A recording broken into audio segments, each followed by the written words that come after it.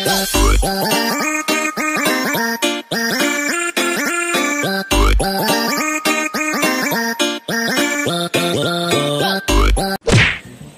guys and welcome back again. So nandito po ako ngayon sa farm. Doon po ako sa ubos nagtrabaho. So dinalahan ko si tatay ng coke at saka pan para sa kanya. Tay! Snack! Pag snack, yan o. Galing pa ako doon sa ubos. Idadahan tigag snack. Okay raman ka. Okay. Yan guys yung attire ko guys. So parang military. Parang military na ako guys, no? Tingnan nyo. Yan o, merong pan. Kasi yung amo ko bumili ng pan at saka yung soft drinks. So naisipan ko na bigyan ko sa Tatay Andres. Kahit malayo, basta ipaparating ko lang sa kanya. Para makasnack yung si Tatay Andres. Yan o, nananaday ka diha. Tapos na po kasi akong mag-snack. Nananaday ka sa level 2. Level 2. Yan. Mag-snack sa kay.